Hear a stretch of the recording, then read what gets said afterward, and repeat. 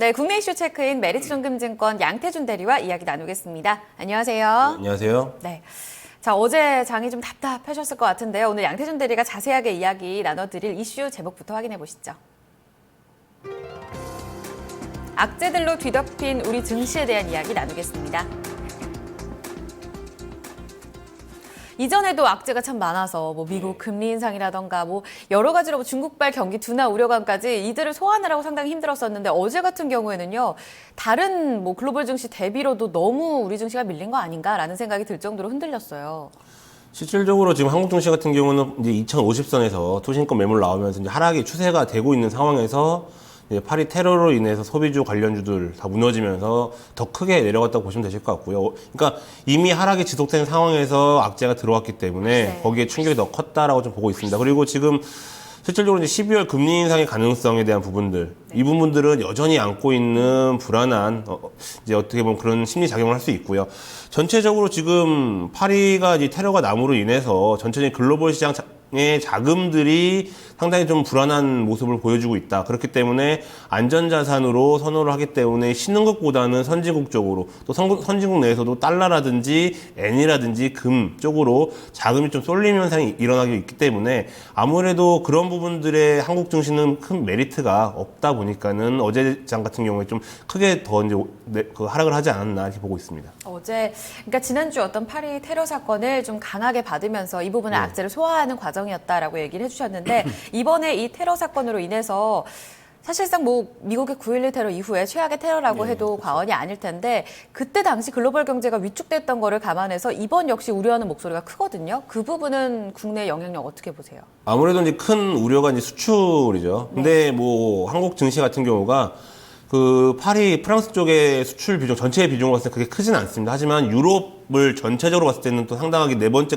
정도 차지하고 있기 때문에 그 부분들이 상당히 좀 크다. 그리고 지금 한국이 이런 예전에 9.11 테러 났을 때도 거의 14개월 동안 꾸준하게 좀 수출이 하락을 했는데 한국 같은 경우는 지금 이미 이전부터 수출이 하락을 하고 있었거든요. 거기에서 다시 한번 이런 충격이 왔기 때문에 이제 또 그 수출에 대한 부분들도 아마 또 장기적으로 이어지지 않을까라는 부분들. 그렇기 때문에 수출주, 특히 그 관련 대형주들 포스코라든지 이런 대형주들이 상당히 좀 급락을 하는 모습이 좀 많이 연출이 되고 있습니다. 어제 대형주 같은 경우는 업종별 희비가 조금 엇갈린 모습이었는데 대체로 내렸지만요. 이 부분은 어떻게 좀 보셨어요?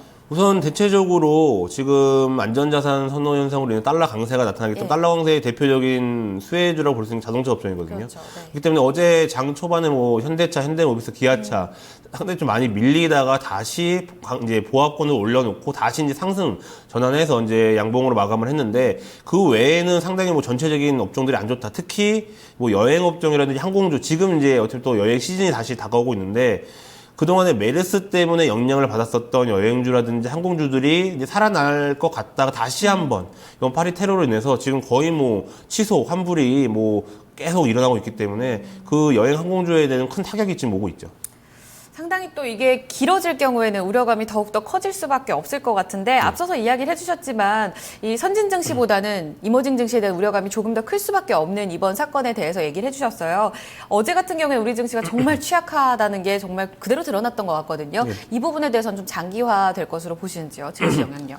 우선은 아까도 처음에 말씀드렸지만은 이미 하락은 진행되고 있었던 상황이고요. 개인적으로 1900선도 한 번은 붕괴되지 않을까라고 좀 보고 있는 상황에서 이제 어제 그러니까 파리 테러로 인한 악재로 더 크게 이제 좀 작용을 했고요.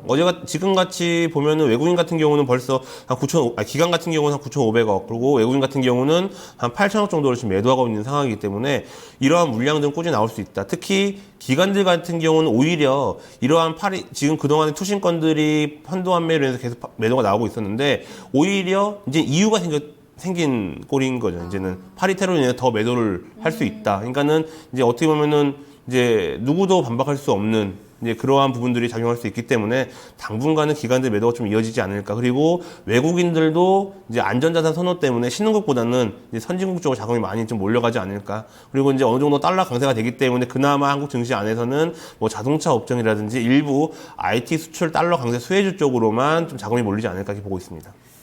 유럽의 어떤 이렇게 침체가 이어지게 되면 ECB에서는 양적 완화를 조금 더 빨리 단행할 수도 있지 않을까라는 생각도 드는데 이 부분은 호재성 재료로는 읽을 수 없을까요? 미국 시장이랑 유럽 시장은 좋을 것 같은데요, 솔직히. 근데 한국 시장에는 좀 적지 않을까, 좀 이렇게 보고 있고, 아무래도 이제 돈이 풀리다 보면은 또 달러 강세가 진행됩니다. 달러 강세가.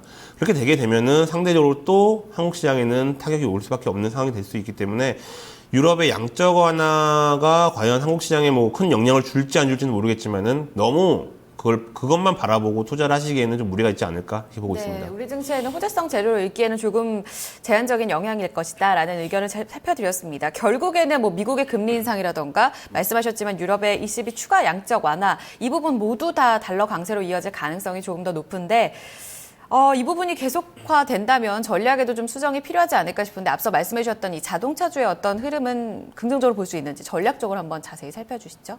개인적으로는 자동차주는 연말까지도 더 좋을 수 있다. 그리고 이게 그 자동차 업종이 분기별로 봤을 때, 계절적으로 봤을 때 겨울 쪽이 약간 성수기라고 볼 수가 있는데, 왜냐면 연초에 내세웠던 판매량을 채우기 위해서 다양한 마케팅이라든지 이런 부분들로 이제 4분기 때 좀 강하게 하거든요. 그래서 거의 목표량을 채우기 때문에 거의 4분기, 그러니까 지금 주가로 보더라도 달러 강세가 진행되고 있지만 주가를 보더라도 반등을 해서 8월 달 이후에 반등을 해서 지금까지 올라오고 있는 모습들이 있기 때문에 아마 12월 달까지, 그리고 배당에 대한 부분들도 있기 때문에 12월 달까지는 충분히 더 상승하지 않을까. 특히 이제 뭐 자동차 대표주인 현대 기아차를 포함해서 뭐 부품주인 현대 모비스, 뭐 만도, 뭐 현대 위아 이런 종목들이 좀 강하게 가지 않을까 이렇게 보고 있고요. 전체적으로 지금 이제 오늘 같은 시장도 솔직히 뭐 기술적 반등이 나올 수 있습니다. 하지만 하락에 대한 부분들은 좀 더 지속될 수 있다. 하지만 이러한 하락이 추가적인 매수 관점 포인트로 충분히 볼 수 있다. 그러니까 지금 상황에서 지금 파리 테러라든지 금리 인상에 대한 부분은 이미 이제 예상을 하고 있고요. 파리 테러로 인한 이런 급락은 전체적인 기업 밸류에이션에 대한 부분들은 전혀 변화 없이 대외적인 악재로 떨어진 거기 때문에 만약에 이런 악재로 떨어진 종목들이 있다면은 분할매수 관점으로 저점 포인트를 잡아서 좀 접근하시는 게 좋지 않을까 이렇게 보고 있습니다. 네, 낙폭 과대에 따라서 오늘장 추가 하락이 있게 된다면 오히려 기회 영역으로 작용할 수 있다는 부분 제기를 해드렸습니다. 물론 여러모로 대발 악재가 산재해 있는 증시지만요. 여기 속에서도 이제 단기적으로 올라갈 수 있는 힘도 남아있다는 부분 체크해드렸으니까요. 달러 지표 꾸준히 좀 살펴보시면서 전략에 참고해보셨으면 좋겠습니다. 자, 오늘장 전략 여기까지 듣기 전에요. 관심 종목을 좀 여쭤봐야 될 것 같습니다. 자, 이렇게 된다면 전략적 안에서 좀 눈여겨봐야 될 종목이 있다면 한 번 더 듣고 마무리 지어야 될 것 같아요. 개인적으로는 지금 여행주 관련주, 뭐 소비주 관련주가 안 좋다라고 얘기 나오고 있는데, 저는 개인적으로 지금 호텔 신라 좀 말씀을 좀 드리겠는데, 어제 같은 경우 상당히 뭐 13%, 4% 급락을 했거든요. 그렇기 때문에 이런 하락은 이미 예상됐고, 이러한 부분들은 어느 정도 기업의 펀더멘털은 변하지 않았기 때문에 충분히 저점 매수 쪽으로 접근하셔도 괜찮지 않을까 이렇게 보고 있습니다. 저점 매수 권역이라고 하셨는데 그렇다면 반등 상승 여력 정도 어느 정도로 기대하고 들어가는 게 맞을지요? 상당히 많이 밀렸거든요. 개인적으로 봤을 때는 지금 이제 10만 원 선이 붕괴가 됐는데, 그 전 고점 부근이 한 13만 원 정도 되거든요. 네. 뭐 충분히 그 선까지는 기업에 대한 가치는 변함이 없기 때문에 원래 모습인 12만 원에서 13만 원 선까지는 충분히 올라가지 않을까. 그리고 이게 10만 원 선부터는 상당히 그런 그 상승세가 가볍게 올라갈 수가 있습니다. 그렇기 때문에 10만 원 선만 다시 올라가 준다면은 12, 3만 원 선까지는 좀 강하게 좀 반등을 하지 않을까 이렇게 보고 있습니다. 네, 중요한 포인트 호텔 신라 관심 종목 전략까지 자세하게 들어봤습니다. 오늘 말씀 여기까지 듣겠습니다. 메리츠 종금증권 양태준 대리와 함께했습니다. 감사합니다, 대리님. 네, 감사합니다.